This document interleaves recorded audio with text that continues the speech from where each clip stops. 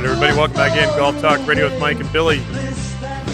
It is the Masters Show. In the studio with me, filling in the big shoes of Mr. Billy Gibbs. We've got Jim DeLobby, PGA professional, Nikki Anderson, GTR producer, and the one and only Dave Schmanel from Slick Sticks.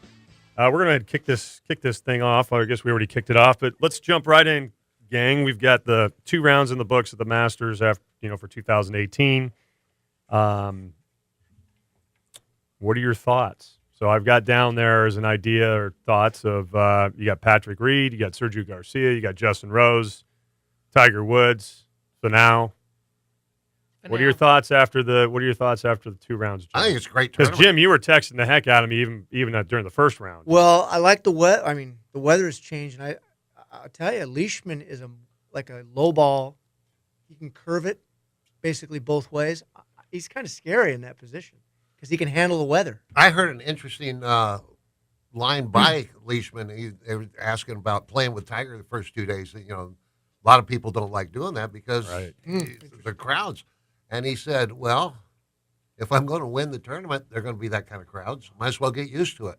I thought that was a good one. a great line. Really yeah. good. That's Loading brilliant. him in. That's actually brilliant. Yeah, And actually, I was looking at the leaders at under par from 1 under on. You got Rahm, Kuchar, Charlie Hoffman, Watson, Rose, Oosthuizen, Fowler, Finau. I'm sorry. Thomas, thanks. Dustin Johnson, Spieth, Rory, Stenson, Leishman, and Reed. I mean, those are big names. They are. It's a big leaderboard. Yeah, they are. Those are actually. This is one heck of a tournament. Those are actually really big names. I did a couple picks on DraftKings. I always do that with the majors. So one of the guys that I picked heavy was Stenson.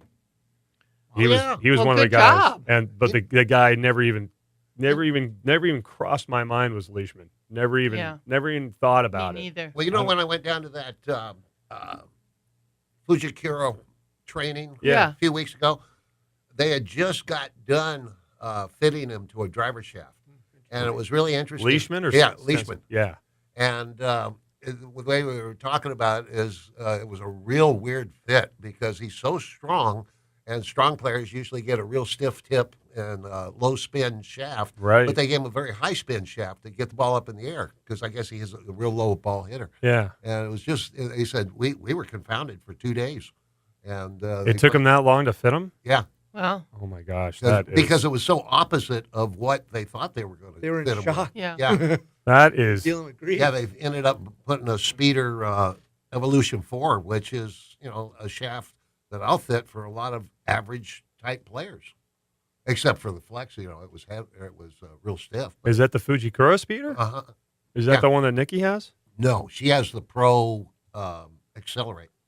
The Pro. That's right. The Pro Accelerate. Because I have to accelerate.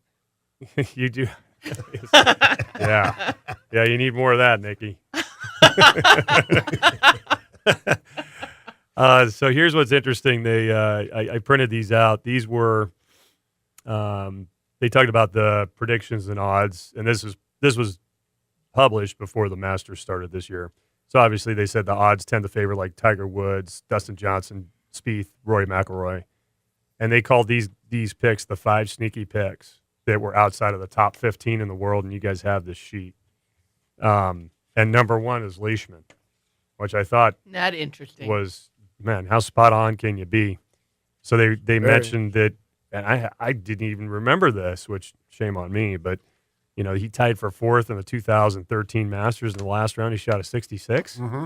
Yeah. I mean, Guy's a stud. that doesn't just happen by accident at the Masters, especially after we've been there and you've seen the course. You're like, wow, that's pretty intense. Some of the people have been there. Well, and here's the other stat with Leishman that I had no idea, and I believe I thought I heard this on some of the stats that I saw that he ranks 4th. He's 4th on the tour in birdies this season.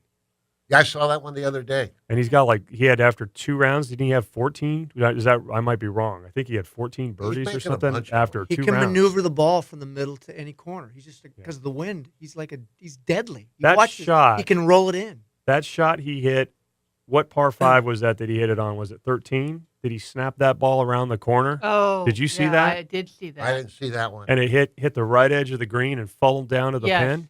And he hit the green in 2. I believe it was a par 5. Yeah. Was it? I want to say it was 13. I want to say it was 13. That's what I was Because, just thinking. like I'm pretty Dave sure said, it when was 13. They had such a great camera angle on that. When Yeah. he hit You that could see shot, the ball Dave, go down. Yeah. the ball was so low. And now that we were there a couple of years ago, and you gain perspective on, when you see the Masters on TV, you don't understand until you go there, Yeah. like Yeah, I know. really how big these curves are, Yeah. and the way he hit that shot from that far out, he really never actually really transitioned much to his left side. He almost was flat-footed when he hit that shot. Just to keep his balance. To keep his balance and to make that ball snap on through. I mean, you talk about, like you said, Dave, strong. I don't think people realize how strong you have to hit that shot. Oh, geez. Yeah, Yeah. those That guys was- hit shots we can't imagine. That was absolutely so. I mean, I know that's not we talk a little later in the show about the best Masters shots ever. I mean, that might not be the best Masters shot ever, but to me, that's like one of the best shots I think Yeah. I've ever seen. Yeah. As far as in a basic round. If you think about, I mean, because I was there and you were there, Mike. If you think about the traditional pin placements on the last day, not Saturday, it's wild goose chase on Saturday with the pins, but that Sunday, those Sunday pin placements, to me, they're all runners. You run them into, they're all back. Mm. Like today, 13's up to the right, so that you better be a high ball hitter. Yeah. So, but those pin placements on Sunday, if he makes it to Sunday, I just feel like, for me, like this guy has a shot at it, like Yeah. a legitimate chance to win this tournament if he can just sustain his emotion, Yeah. which I think he can. Yeah. He's that way.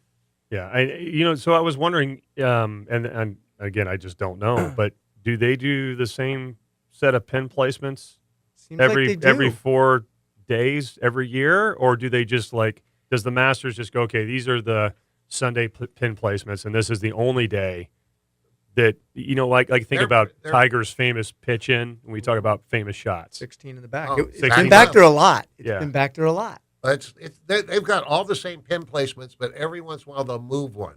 I saw something this morning.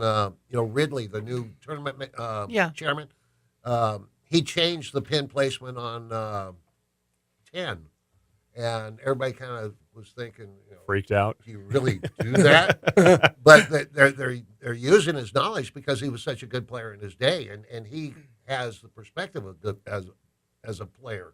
Mhm. And he won the national amateur, so Well, you look at Zach Johnson. He won it. uh-huh. He can. He's a win player. British Open. You think about his Mhm, runs. mhm. He can run it into those pins. That's what I'm saying. Like the guy that can run it into pins, if he's Yeah. close, he's got a shot at winning this. Plus, as Mike knows, he's a great wedge player. Well, that's what I was going to say. Mm. Is that exactly? Is that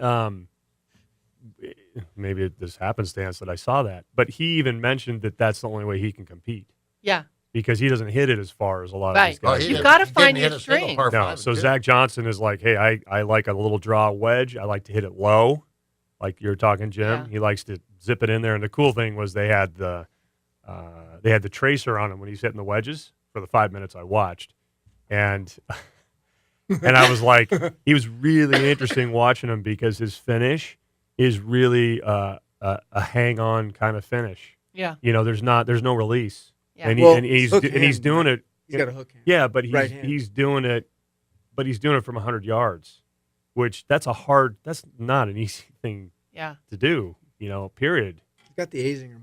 Yeah, Really. exactly. 'Cause they both have right hand hooks. Yeah, but I love Grip that. training. I love, and he says that's what his eye likes and that's what he sees. So it'd be interesting because I don't think Zach's that far out either. I He's thought like- he was like 1 under or even. Well, He's something- not under because I just went through all those, but he was in there. I remember, so he's probably He knows how to win it, but he's got to be up there. He's closer. been there. So you Right, go it's back back to Sunday. Yeah, he's even par. yeah. If you go back to surprises after 2 rounds of the Masters, we started this segment. When you look at who missed the cut, it's funny. There's not a lot of people there that you're like, wow. There's always Sergio. a big name. Well, Sergio's one, but usually there's a clump of them. Yeah. There's always a Yeah. big name out there. Yeah. like when you look who's on there right now. I mean, I guess you could say Duffner, but Duffner misses the cut. But you look at the other ones, Olafable, Horschel. I was a little surprised by Peters. I thought Peters might do better than he did. You get Brandon Steele, you got Willett, who when we were there in 2016, he won the Masters. Yeah. And Noren. and now he can't win anything, which is, too bad. I think the other person I was a little surprised about was Pat Perez. I thought Pat Perez was going to do a lot better as well. I just felt like he had momentum. He's playing well And last couple of years. Well, know. your look-alike kind of emotionally, because Pat Perez can get him quickly, like Lanny Watkins, is Patrick Reed. yes. That's kind of your replacement for what you just said about Pat Perez. And then The same guy in the lead. Yeah, and then Noren's another guy, I guess. Noren, yeah. But it's not. There's not like super big names, I think, other than Garcia. I mean, I think the bigger thing about Garcia is that he finished last. That's the thing that just blows my mind. So I think at some point, you think about like Garcia and all the things that have happened to him this past year with winning the Masters last year, having a family, getting married, all these life events and things. Yeah. We've talked about this, Jim. Yeah. And then, all of a sudden it's like, well, I got to, he's not thinking this, but he's like, he's got a Masters. And then he takes a 13 on the hole. And he probably, at that point, he's disengaged. And Did he's you not see going to that? name his next kid. Exactly. No, I didn't see it. Oh, I my heard about gosh. it. But everybody that told me about it, I'm like, that's Tin Cup. And it's got to be. Yeah. Even Hop, who's over in Bakersfield running the board when we were hooking everything up this morning, he asked me the same thing. He goes, "Did you see it?" And I said, "No." And he goes, "Total Tin Cup." Yeah. It was. They were good shots. They- too. every They were one- pure shots. Well, the first one, he's Yeah. going for the green Yeah, too. yeah. That happens. But and the first wedge he hit was good shot, spun back, and the next two wedges he hit, they might have landed in the same ball mark. I mean, they were all the They're all exact right there. same shots, and it was like, come on, Doc, Like, learn It really something. hurts when I beat my head against the wall. What should I do? Because he just kept doing Yeah. it and doing it, and then the last one he knocked in and. He kind of sculled it, and then it spun back. But the three in a row, I mean, they landed within a square foot of each other. Could you imagine the feeling you have even as That's a what pro? I was thinking.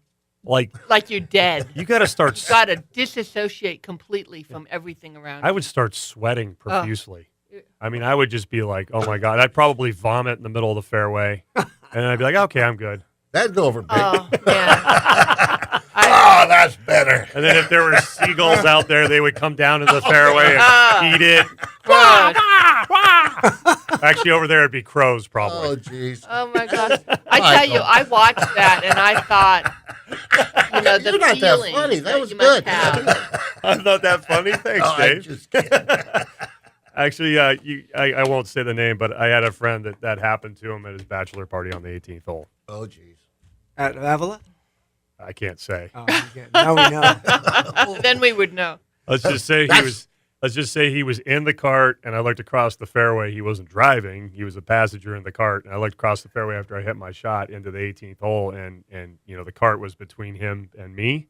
And I see him bent over, and then I see the stuff hit the fairway, and then within like 30 seconds, he was swarmed by seagulls. I was just going to say, that's what You got a made you think of the prophecy, dude. seagulls, huh? It was one of the funniest That's things funny. I've ever Oh, seen in my life, and it was like one of the funniest rounds of golf I've ever played. But it was a blast. Not so good for that individual, but Yes. man, it was funny. Oh, jeez. So with that, we're going to keep going here. We're going to take our second break. When we come back, we're going to review our picks, and I know Jim's an honest man, so we're going to ask Jim too who he picked or would have picked Would have picked. for the winner dark horse and maybe the best to miss the cut. And we'll come back with that. We don't want to remind you guys that Golf Talk Radio with Mike and Billy is brought to you by Dave Schmanel and Slick Sticks, your winning combination. Check them out at slicksticks.com. Call him directly. The man pretty much answers his phone all the time unless he's teaching and doing fittings. And you can reach him at 805-598-9993. We also need to remind you guys here real quick, we want you to visit our website, golftalkradio.com. We've got 2 contests going on right now that are absolutely free.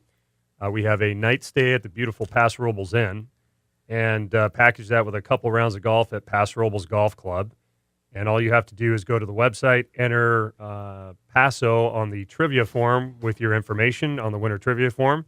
and you're entered, we'll be drawing that package, which is valued at over $500. That'll be Saturday, April 28th. We'll draw that on the show. And then we also have an Orange Whip contest as well. So you do the same thing. Go to golftalkradio.com and type in Orange Whip in the trivia winners form, and you're entered into the contest. We'll reply to let you know you're entered. And visit orangewhipgolf.com today, passrablesgolfclub.com, and also passrablesinn.com. Check it out. We'll be right back. Golf Talk Radio with Mike and Billy right here on the Golf Talk Radio Network.